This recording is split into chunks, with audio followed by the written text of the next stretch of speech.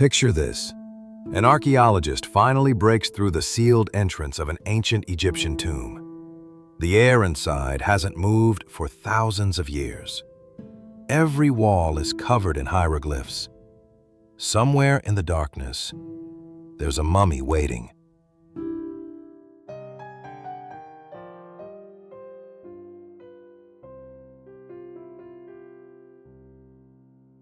Then someone spots a warning. Death will come on swift wings to whoever disturbs the king. A few months later, someone connected to the excavation dies. That's the story most people know as the Pharaoh's curse. But here's the thing. That famous warning was never found inside Tutankhamun's tomb. In fact, archaeologists didn't find a single inscription in his tomb threatening death to anyone who opened it. That line about death coming on swift wings, that's part of the modern legend, not something Howard Carter actually recorded during the excavation.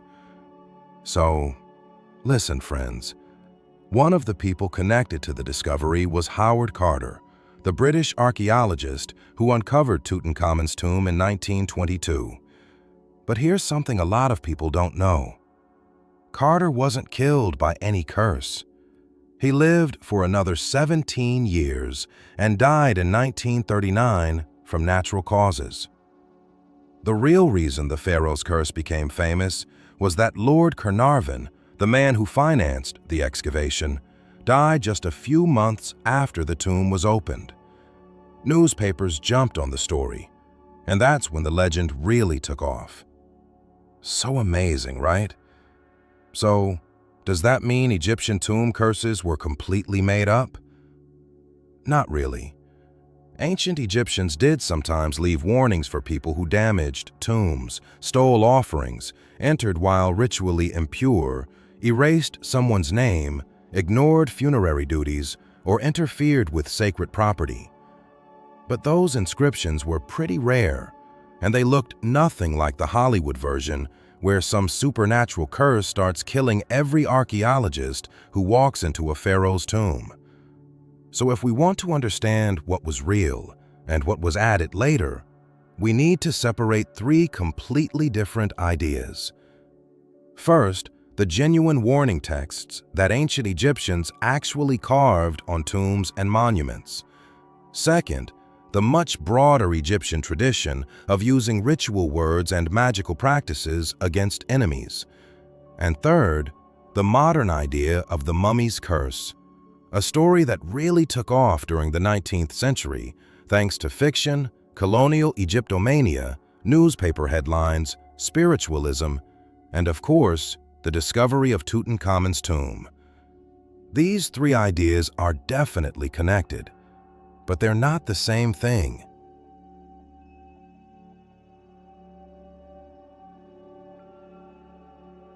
So what did the word curse actually mean to an ancient Egyptian?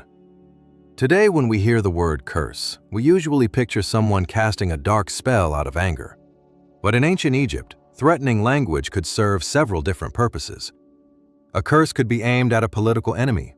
It could protect a temple, a boundary stone, a statue, a royal decree, an endowment, or even a tomb. It could also be part of a ritual meant to destroy dangerous forces and restore order to the world. The ancient Egyptians didn't separate religion, magic, law, medicine, and ritual into completely different categories the way we usually do today. The power behind those ritual words and actions is what Egyptologists call Heka. Heka wasn't automatically something evil. It was understood as a divine power that could be used by gods, kings, priests, healers, and even ordinary people for protection, healing, defense, or, when necessary, destruction. Writing itself was believed to have incredible power. To an ancient Egyptian, writing wasn't just a way to pass on information. Written words, and even images, could actually help make something real. That meant a written warning wasn't just a message. It could keep working as a permanent warning long after the person who ordered it had died. Now, that doesn't mean every Egyptian believed a few lines of hieroglyphs worked like some kind of magical weapon. Beliefs changed over more than 3,000 years, but the evidence shows that Egyptians often treated spoken and written words as performative. In other words, if the right words were spoken or written the right way, they could actually become part of making something happen.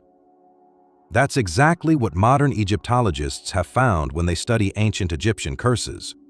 The written formula, the ritual itself, the authority behind it, the power of the gods, and the consequences for anyone who broke the rules were all meant to work together. Why would anyone put a threat inside a tomb? Well, because a tomb wasn't just some hole in the ground where they hid a dead body. To the ancient Egyptians, a tomb had a much bigger job. It was supposed to protect the person's body, their name, their identity, their images, the offerings people brought them, and even their connection to the living. And because of that, a tomb could be attacked in all kinds of ways. Someone might break into the burial chamber and steal the valuables. They could damage the mummy. They could even erase the owner's name and replace it with somebody else's. They could take over the chapel, remove the statues, stop bringing food offerings. Even the priests who were paid to take care of the funerary cult could stop doing their jobs. And in later periods, believe it or not, officials sometimes tore down older tombs and reused the stone for new buildings. To us, that might sound like damage to property, but to an ancient Egyptian, wow, it was much more serious than that. They believed those actions could actually threaten a person's continued existence after death.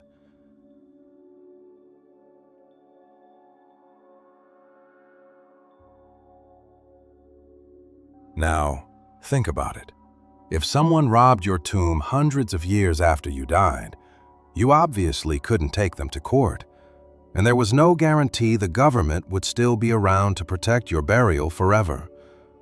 So these warning inscriptions became a way to keep protecting the tomb long after the owner was gone. They basically told anyone thinking about causing trouble, if you violate this tomb, you're going to face consequences. Maybe from the deceased, maybe from the gods, maybe from society, or maybe from all three. That's why some Egyptologists describe tomb curses as a kind of supernatural extension of the law.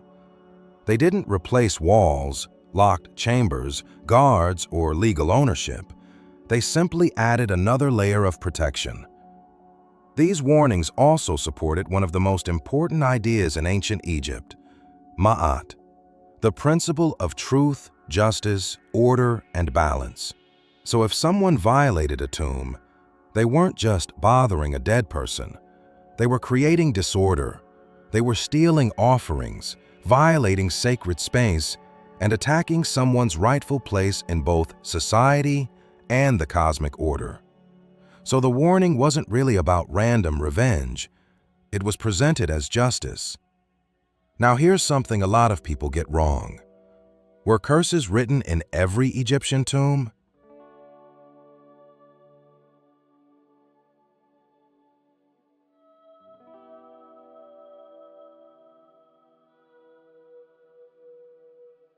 No, not at all. And honestly, that's one of the biggest misconceptions out there. Clear, direct tomb curses are actually pretty uncommon in the archaeological record. They're found more often in certain periods and on certain private elite tombs, especially during the Old Kingdom, but they were never something you found in every Egyptian tomb. In fact, most tomb inscriptions aren't curses at all. They're names, titles, offering formulas, prayers, autobiographies, hymns, ritual texts, scenes from everyday life, and requests asking visitors to leave food offerings or simply speak the deceased's name out loud.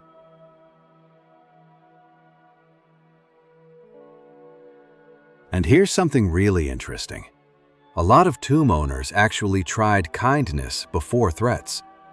They'd ask visitors to respect the tomb, say an offering prayer, or simply remember the person buried there. Some inscriptions even promised divine blessings to anyone who behaved properly, and only threatened punishment if someone caused harm. Honestly, that makes perfect sense. The tomb owner wanted family members, priests, and visitors to keep coming to the chapel. The goal wasn't to scare every living person away. The goal was to make sure they behaved the right way. Some warnings were aimed at people who entered the tomb while ritually impure. Others targeted anyone who damaged the monument, stole property, removed the owner, or failed to carry out their religious duties. So a real Egyptian tomb curse usually wasn't as simple as anyone who enters will die. It was much closer to this. Anyone who enters the wrong way, damages this place, steals what belongs here, or fails in their duty, will be judged and punished.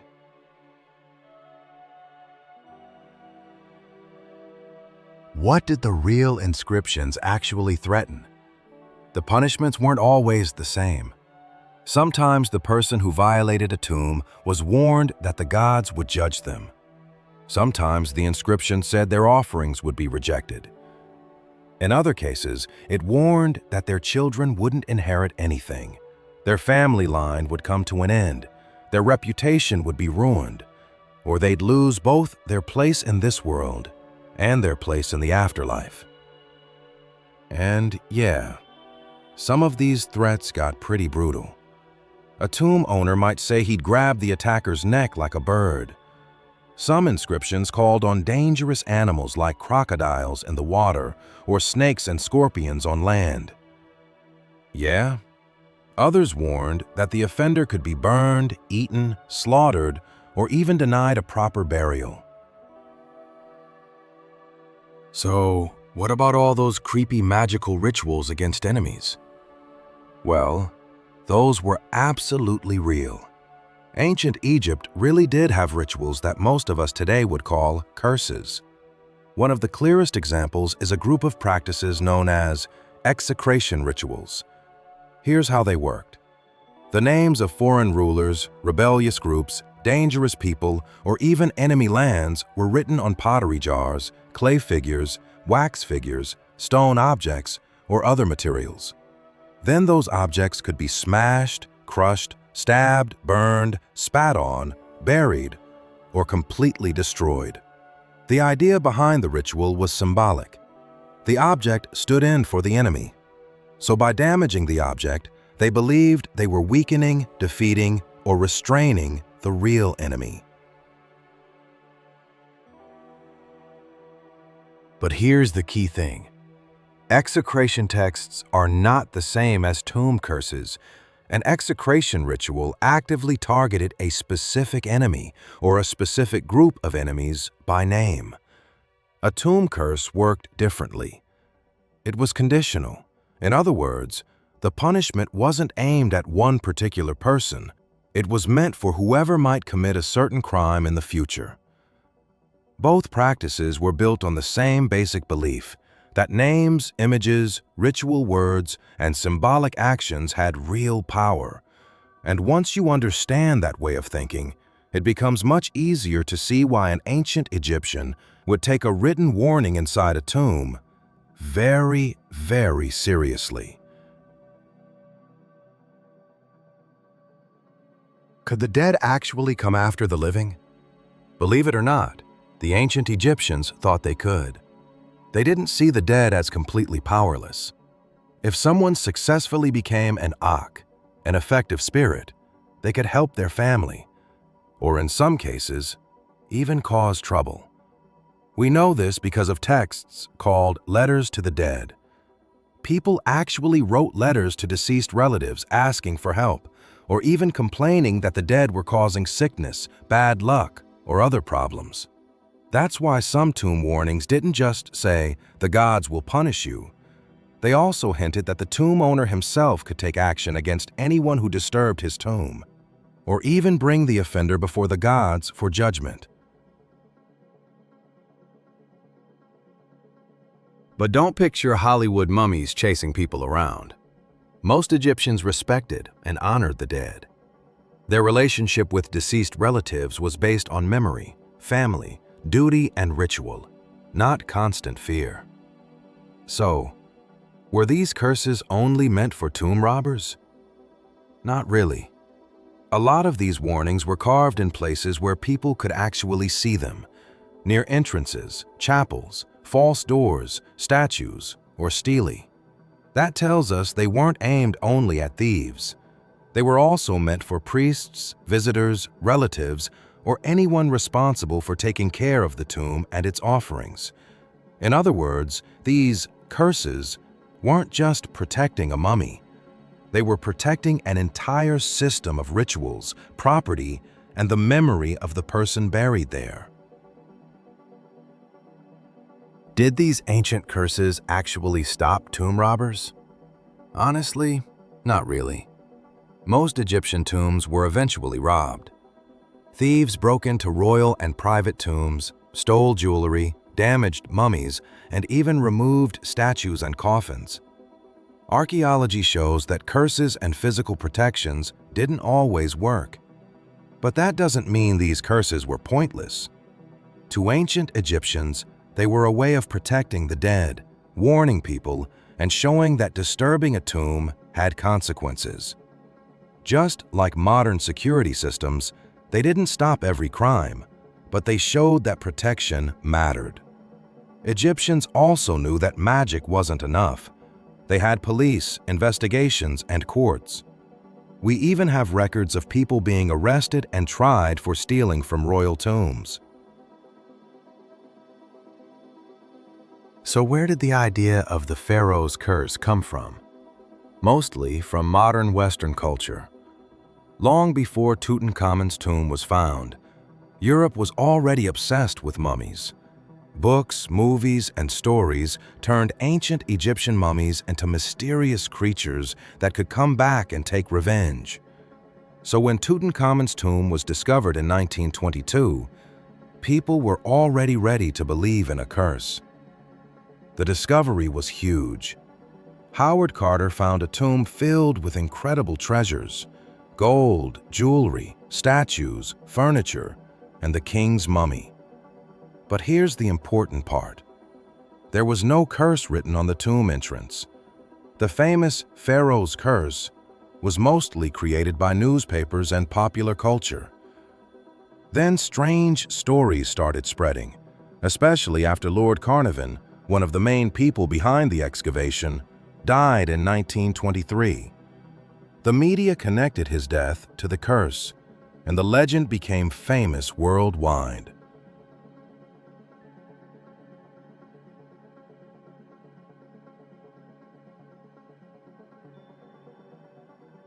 So who was Lord Carnarvon, and why did people connect him to the curse?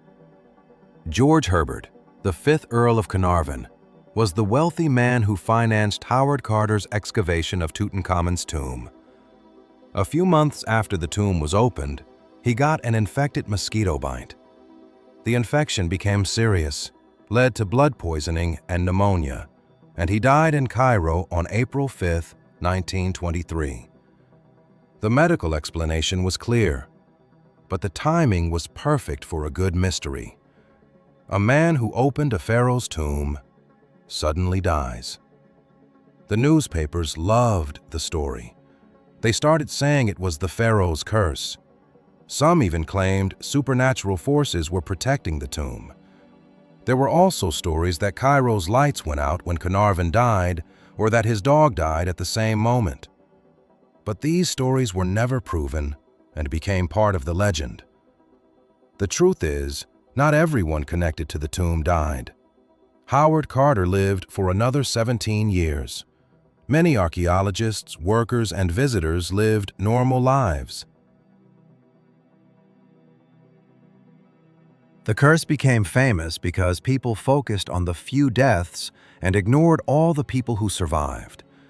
Some people later suggested that fungi or bacteria inside the tomb killed Carnarvon. Ancient tombs can contain harmful dust and microorganisms, but there is no evidence that Tutankhamun's tomb had some deadly curse fungus. And what about poison, radiation, or hidden traps? There's no evidence for any of that either. Ancient Egyptians protected tombs with walls, seals, hidden entrances, and security measures, not Hollywood-style death traps. The real dangers of old tombs were much simpler. Bad air, falling rocks, dust, infections, and unsafe conditions. The Pharaoh's curse was a great story, but history shows it was a legend built around coincidence, fear, and a lot of newspaper drama.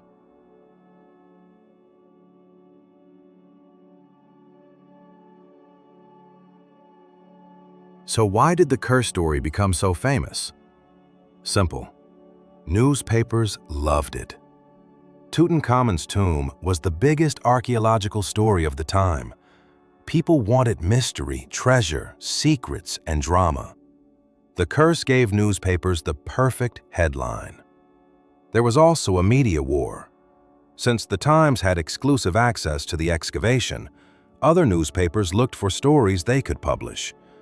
Rumors about a pharaoh's revenge were easy to sell. That's how fake quotes like, "Death will come to anyone who disturbs the king," became attached to the tomb, even though there was no real evidence for them. Howard Carter himself didn't believe in the curse. He saw the tomb as an archaeological discovery, not a supernatural threat. The curse story became popular because it turned a complicated historical event into a simple horror story. Explorers open a tomb, ignore a warning, and get punished.